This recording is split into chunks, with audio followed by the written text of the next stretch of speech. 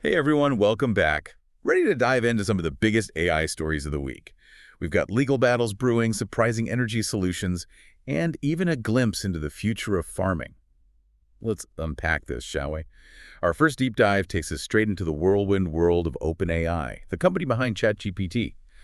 You might think with a name like that, they'd be all about open source everything. Right. But Bloomberg uncovered a fascinating legal battle that suggests otherwise.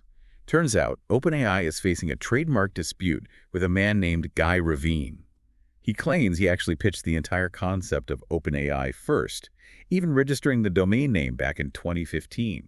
Talk about awkward timing, right? It's certainly a twist of irony, isn't it? OpenAI, a company that's faced scrutiny over data use and copyright, now finds themselves defending their own name and concept. So what's the real story here? Did OpenAI snag someone else's big idea? Well, it's complicated, and that's what makes this case so compelling. Ravine claims he presented his OpenAI initiative to industry giants like Larry Page and Jan LeCun months before OpenAI officially launched. He even holds the OpenAI trademark, though with a space, which adds another layer to the legal complexities. I can see where this is going, a classic he said, they said situation. Exactly.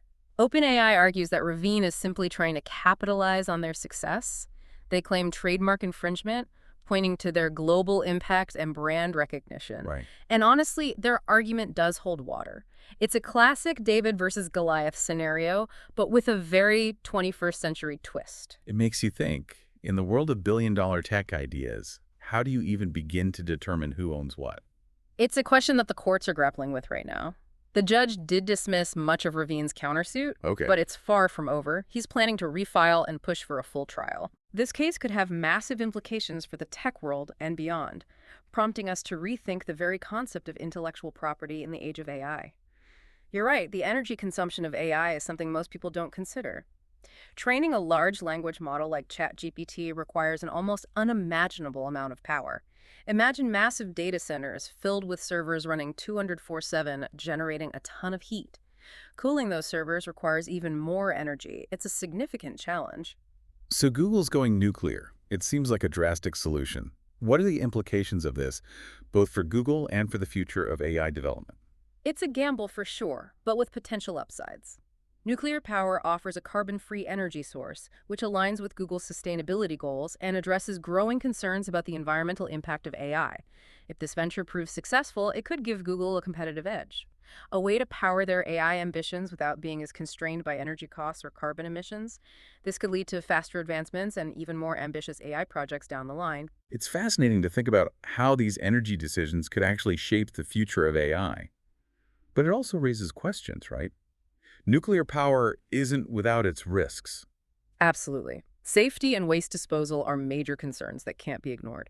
And then there's the historical baggage. The names Chernobyl and Fukushima still loom large in the public consciousness, making it an understandably sensitive topic. It's a gamble, for sure, and one with global implications. But let's move from the world of nuclear-powered algorithms to something a bit closer to home for those of us who work in creative fields. Adobe, the company behind Photoshop and Illustrator, is making some interesting moves in the AI space with their platform Firefly. They're really focusing on integrating AI into creative workflows, but with a strong emphasis on commercial safety. With all the legal battles we were just discussing around AI-generated content and copyright, this seems like a smart move. But what does commercially safe even mean in the context of AI? That's a crucial question. Adobe's being cautious with Firefly, especially regarding copyright and ownership. Unlike some AI generators trained on massive data sets of publicly available images, Adobe's using a more controlled approach. They're training Firefly on a combination of public domain images, openly licensed content, and Adobe's own stock library. So it's all about the data they're using to train these AI models. That makes sense. But how does this translate into actual features and tools for creatives? Well, they've announced some exciting updates, particularly for video editing. Their new Firefly Video Model allows you to do things like extend video clips seamlessly, smooth out transitions, even generate short video clips from text prompts. Imagine typing in, create a 10-second clip of a sunset over a wheat field, and having Firefly create it for you. They're also rolling out updates to make image generation faster, along with new advancements for Illustrator, their vector graphics editor. What's fascinating here is how Adobe is positioning Firefly as a tool to augment creativity, not replace it. These new features are all about streamlining workflows, removing creative roadblocks, and allowing artists and designers to focus on the bigger picture. It's like having an AI assistant working alongside you, taking care of the tedious tasks so you can focus on the creative vision. Precisely. It'll be interesting to see how creatives embrace these tools and incorporate them into their workflows. It's a new frontier, and Adobe is definitely one of the companies to watch in this space. Speaking new frontiers, let's talk about an industry where AI has the potential to be truly transformative agriculture. A new report from Global Data suggests that AI could revolutionize how we grow food, making it more efficient, sustainable, and resilient in the face of climate change. It's an area with immense potential, but also significant challenges. We've talked about AI in art, AI in tech, but AI in agriculture, what does that even look like? Give us a rundown. Imagine AI-powered systems that monitor crop health in real time, using sensors and data analysis to detect early signs of disease or nutrient deficiency. This allows farmers to take targeted action, reducing pesticide and fertilizer use, which is good for the environment and the bottom line. It's about working smarter, not harder, using technology to make more informed decisions. Exactly. And it's not just about efficiency. Global Data highlighted how AI can help tackle some of the biggest challenges facing agriculture today. For instance, labor shortages are a growing concern in many parts of the world. AI can help automate tasks like planting, harvesting, and weeding, freeing up human labor for more specialized jobs. So it addresses the labor shortage and potentially makes farming more appealing to a new generation. And it's not just about robots replacing farmhands. This technology can tackle things like resource depletion and the environmental impact to farming. Precisely. Take irrigation, for example. AI can analyze soil moisture levels, weather patterns, and even the specific needs of different crops to optimize water usage. This is huge, especially in regions facing drought or water scarcity. It's about doing more with less, which feels essential these days. Absolutely. And on a broader scale, AI can be used to monitor deforestation, track supply chains, and even enhance gene editing to develop crops that are more resilient to climate change. It sounds like AI could be a key player in creating a more sustainable and secure food system. That's the promise. But the report also highlights a critical challenge: adoption rates. While there's a lot of buzz around AI in agriculture, the actual implementation of these technologies is lagging, especially among smaller farmers. What's holding them back?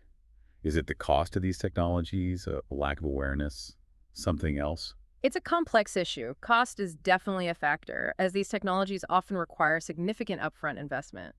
There's also a lack of awareness and understanding about what AI can really do for farmers. Some might see it as complex or even intimidating. So how do we bridge that gap? Global Data stresses the need for more investment in research and development to make these technologies more affordable and accessible. Education and outreach are also key, helping farmers understand the benefits and providing the training and support needed to implement these tools effectively. It feels like we're on the cusp of a major shift in agriculture, with AI playing a central role. But like any powerful tool, it's about using it responsibly and ensuring everyone benefits. Couldn't agree more. It's a conversation we need to be having now to ensure a more equitable and sustainable future for agriculture.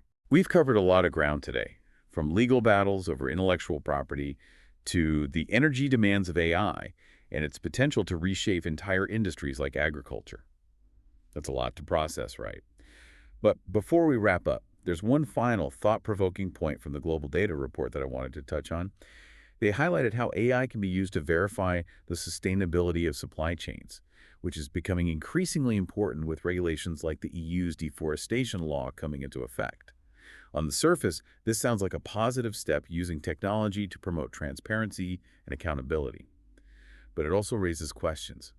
Is AI-powered verification a genuine step toward more ethical and sustainable practices, or just a way for companies to appear environmentally conscious without addressing the root causes of these issues? That's the million-dollar question, isn't it? It's relatively easy to use technology to track and trace products, but it's much harder to address the systemic issues that often lead to unsustainable practices in the first place. It's a reminder that technology is just a tool. It can be used for good or ill, and it's up to us to ensure it's implemented responsibly and ethically. I think that's a perfect note to end on.